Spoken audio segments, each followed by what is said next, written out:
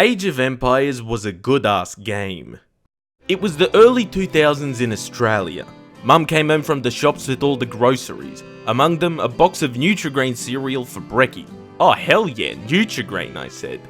But what was really inside that box of cereal was a free copy of the original Age of Empires game. And holy shit was that game beautiful. There was not a game I played more than Age of Empires as a kid. Not until I started playing RuneScape anyway. I played the absolute heck out of this game. So yeah, I've got my nostalgia glasses on, I'll admit it. It's from 1997, so it's a bit janky these days, but as a longtime fan of the Age of Empires series, the original game is the one I have the fondest memories of. This game was certainly not the first RTS ever made, but it was far more complex, more directly controlled, and took a slightly different approach than its predecessors. Along with other titles such as Command & Conquer and StarCraft, it was one of the godfathers of the modern RTS genre, and was the first to have a historical setting. It was the game that got me interested in history and strategy games as well, and I genuinely think that it's one of the games that's had the biggest influence on me as a gamer. There were so many things I liked about it as a kid, being able to fight with cool ancient guys with swords and chariots, and to be able to create my own custom maps, stuff that I still think is pretty neat. It's obviously showing its age in the modern day, but it was still an ambitious and fantastic title for its time, and had vast implications on the future of the real-time strategy genre. Look, I'm no expert at real-time strategy games. My APM is terrible, and there are probably Korean teenagers that would beat me in their sleep, but I still enjoy the genre. The Age of Empires series has always been very single-player friendly as well, both with the sandbox games and campaigns, so that's always been a bonus for me. The idea of Age of Empires is to start your settlement, grow your economy and military, and advance through all the ages while crushing your differently coloured foes.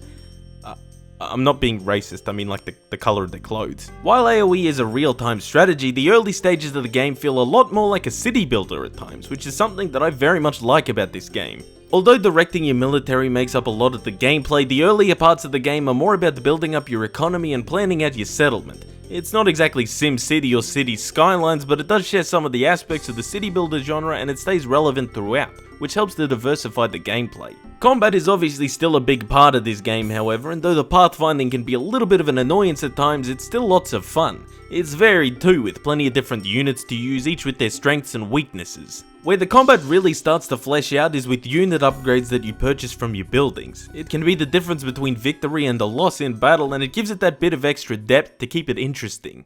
Another thing that's great about this game is the scenario editor. It's actually very well fleshed out and you can very easily make your own totally custom campaigns. It's easy to set parameters and create maps, even a dumbass kid like me could do it.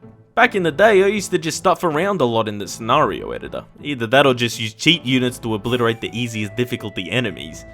So you could probably say I wasn't exactly always playing the game as it should be. Replayability is important in a game like this, and AoE comes with all of the essentials. Different map types, different civs, different game modes, plenty of campaigns, plenty of things to keep the gameplay nice and varied. Visually, I like the look of this game. It's appealing to me. The old retro look, a little bit stiff, but don't think that it's particularly detrimental to the gameplay. The UI is laid out nice enough, and it's easy to distinguish between different units and teams unless you're colorblind. And the music is great. I genuinely like the Rise of Rome soundtrack. It's one of my favourite video game OSTs. You'll probably find I use it fairly often in my videos.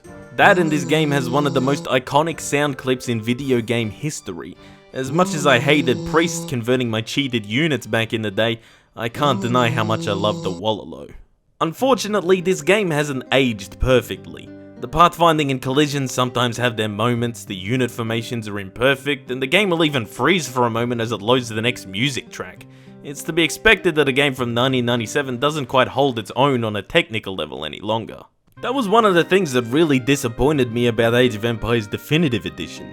They didn't really fix many of these issues, particularly the unit formations and pathfinding. Maybe they didn't want to change the experience, but isn't that the point of a Definitive Edition? Plus, the visuals aren't as appealing in my opinion, and the sound design, particularly the voice acting, is a little bit shithouse. But I don't enjoy this game based on pure nostalgia only. It's often the case that when you go back to play a game that you used to love, you find that it kinda sucks and leaves you with a sense of crippling essential dread as you ponder, why do I even exist? However, this has never been the case for AoE. Hell, while getting footage for this video, I found myself spending the entire day playing it. It's still a good ass game, even with its jankiness. I think that I'll always look back on the original Age of Empires with fond memories. While more people would associate with its successor as it was the far more popular release, this one is realistically what got me into video games and the strategy genre as a whole. And sure, that's all just nostalgic drivel, but this game was important. It helped shape the RTS genre and paved the path for the games that came after it. And after everything else, it was simply a good-ass game. The different gameplay aspects of Age of Empires all work for me, both the city planning and economical aspects as well as the combat and unit control, all along with being able to make your own maps and campaigns. There's a whole lot to like about this game, even now as the years have gone by. And while the later entries in the series might be a little more modern and certainly a fair bit less janky than their predecessor, the original Age of Empires, along with Nutri, will always have a special spot in my cold dead heart.